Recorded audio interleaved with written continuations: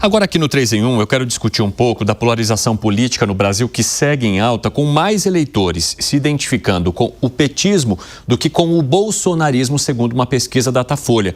Esse cenário, segundo a pesquisa, se intensificou depois da prisão e da condenação do ex-presidente Jair Bolsonaro no Supremo Tribunal Federal. Vamos dar uma olhada aqui na tela que a gente preparou para vocês para ilustrar um pouquinho dessa polarização. Tá errado ali? Aqui, ó. Vejam só.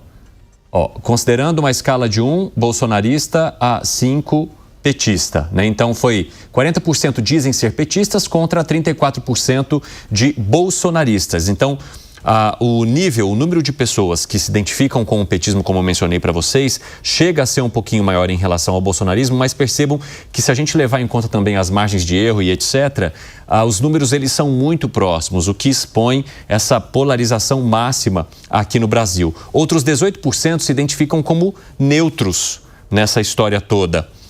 Os 6% se identificam como nenhum dos campos, não estão em lugar nenhum, estão ali em cima do muro escolhendo e vendo o que vai acontecer. E 1% não sabem. Mas vejam que esse número ele foi se alterando um pouquinho, mas minimamente em comparação com a outra pesquisa que foi feita em dezembro de 2022. Então lá em 2022, 41% se identificavam como petistas, esse número chega a 40%. Houve uma leve redução.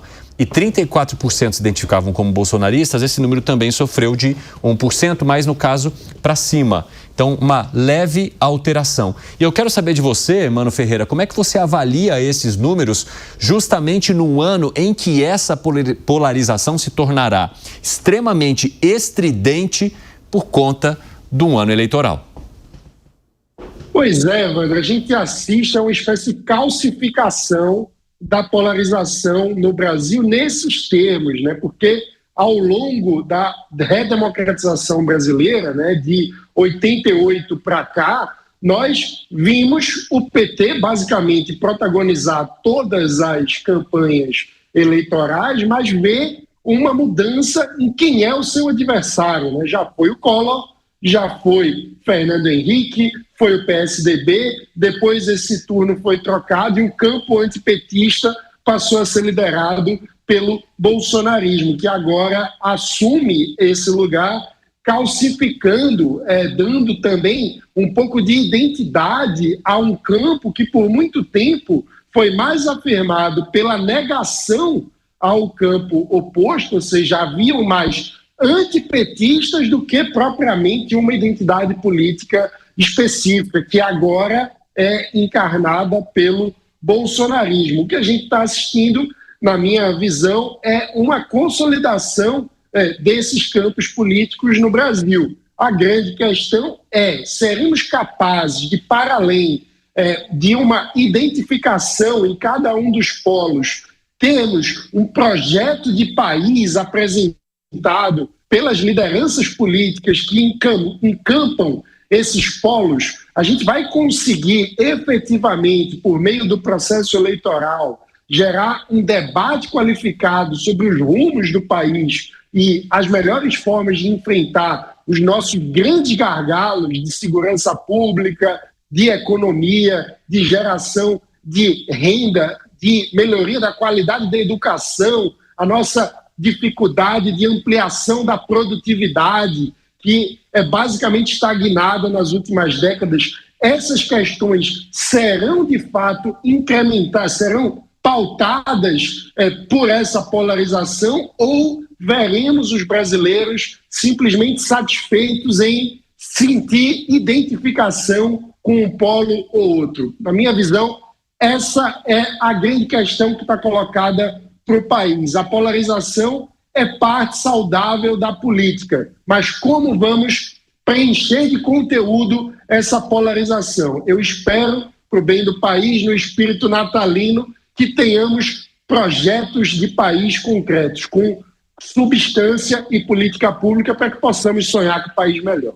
Eu acho que é interessante a gente fazer a soma aqui para entender também a quantidade de pessoas ou a porcentagem de pessoas que se encaixa na polarização. Então, quando a gente fala de 40% se vendo no campo petista e 34% no campo bolsonarista, a gente está falando que essa polarização atinge 74% da população brasileira. Ou seja, são 74% de uma população gigantesca como a do Brasil que já está encaixada em algum canto. E apenas 18% que se coloca como neutra e que, de certa forma, está esperando ali as propostas, os caminhos, os movimentos políticos para então definir para que lado elas vão. Então, Zé Maria Trindade, eu acho que isso aqui reforça muito o quanto escolher um lado e se manter nele, independentemente do que aconteça, ainda é uma cultura bastante forte aqui no Brasil.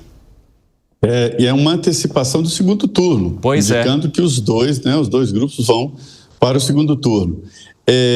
Eu tive o cuidado de analisar as últimas eleições, desde quando Fernando Henrique ganhou no primeiro turno, e vi que a polarização está ali descrita, né?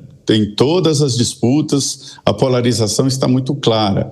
O Aécio Neves quase ganhou da Dilma, foi uma diferença muito pequena e ali a polarização também foi muito grande. Tive a oportunidade de acompanhar de perto a campanha de Collor de Mello.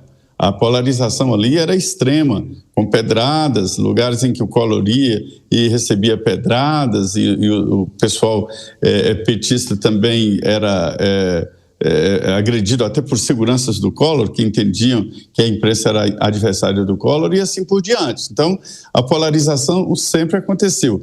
Só que agora está mais em termos de... não é mais de ideias e projetos de governo, né? Porque essa polarização ela é até saudável. Veja bem, nos Estados Unidos, democratas e republicanos também sempre, tradicionalmente, foram muito antagonistas, ali, divergindo do outro em tudo, em política econômica, em política migratória e tudo mais. Mas só que aqui agora ganhou nomes. Me disseram assim, olha, é preciso prestar atenção que o Lula é um grande líder popular. O Jair Bolsonaro também é um grande líder popular. E é a primeira vez na história que dois grandes líderes, já houve outros grandes líderes populares, que não enfrentaram líderes populares. Então a gente está assistindo um momento único, que dois líderes vivos se enfrentam. Apesar de, no hospital, apesar de inelegível, Jair Bolsonaro está presente na política. O nome é dele, bolsonarismo. Lançou o filho dele, veja o que aconteceu. Ele é o indicado para ir para o segundo turno. Então, assim, a polarização sempre existiu. Agora, essa polarização que desce até debate sobre chinelo, em que pé usar, aí a coisa complica, né? Aí é muito difícil de distinguir. Seu Zé, ele não se aguenta. Vamos lá, Bruno Musa, quero te ouvir. Bom, vamos lá. A gente sempre acha que esse evento está acontecendo simplesmente em nossas vizinhanças, né? Coincidentemente, hoje de manhãzinha, saí para correr, eu estava ouvindo um podcast mostrando de uma pesquisa que saiu esse final de semana na Eurostat, que é um dos principais índices de estatísticas da União Europeia, né?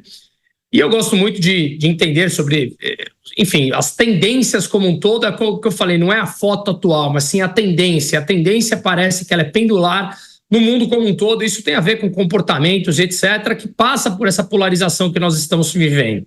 Mas por que eu estou falando da Europa? Porque essa mesma tendência, ela é vista em vários países europeus, inclusive também fora da Europa, nos Estados Unidos. Mais especificamente da Europa, que eu estava vendo, eu mergulhei nos números ali da Espanha, porque eu tenho uma relação direta com o país e ele mais ou menos se replica em todos os outros países. Veja que interessante. Qual o percentual de pessoas que discutirão ou conversarão política na ceia de Natal? E quantos que efetivamente disseram que não vão falar sobre política porque isso é um tema complicado? E basicamente 43% na média de todos os países dizem que não irão conversar, um pouco a mais, outro pouco a menos, mas muito parecido a isso, 43% era na Espanha, né? E daqueles que disseram que não iriam conversar sobre política é porque tinham medo da reação do outro. E aí a pergunta era, qual é o espectro político do outro. Eu estou replicando o que foi dito e pesquisado na Eurostat. Grande parte deles, 36%, tinham receio porque tinha uma das pessoas membros que defendia o partido na Espanha que chama Podemos, que é de extrema esquerda, que é mais ou menos o PSOL aqui no Brasil. E, em paralelo, era mais ou menos 15% das pessoas que tinham medo de alguém que era considerado mais à direita de ter uma resposta mais enfática, tá? Então, o que eu quero dizer é que essa polarização, ela tomou conta do mundo como um todo. E, basicamente, o que nós precisamos entender é que a gente chegou num ponto em que o ser humano parece que quer impor a sua própria vontade e os seus próprios valores, costumes, na vida privada do outro. Quando nós falamos de comportamentos em comum na sociedade, ok, a gente vai discutir e debater valores que nós discordamos e como uma sociedade deve ser regida. Por isso que eu acho que ela deve ser descentralizada por completo e não colocado na mão de poucos que não detêm o conhecimento disperso para determinar o que é melhor para o conjunto todo da sociedade. Mas esse é um tema que a gente deveria se aprofundar em algum momento. Mas o grande ponto é que grande parte das pessoas, hoje em dia, quer impor aquilo que considera verdade para a vida privada do outro, como se a sua fosse a única verdade. Então, se a gente não discute política na ceia de Natal, ela não deve ser porque você tem medo da reação do outro, mas porque as pessoas entenderem que aquele grupo de políticos e burocratas que comandam a máquina pública tem todos os incentivos perversos para a determinação do poder que o Zé Maria mencionou no comentário dele, há 2 comentários anteriores. E perceberem que aquele conjunto de burocratas, eles não querem definir apenas conjunto de regras de comportamento para o bom funcionamento da sociedade. Não, eles querem dividir a sociedade para que eles sejam os controladores através da captação do lead, que são os votos. Somos nós defendendo o partido A, B, C ou D. Então, a discussão ela deve existir de uma maneira educada, sem impor a sua verdade para o âmbito privado do outro. E essa é a verdadeira polarização, quando a gente ainda está nesse campo, digamos, da ignorância, onde a gente não aceita o divergente e as nossas ideias parecem querer ser impostas sempre na vida privada do outro.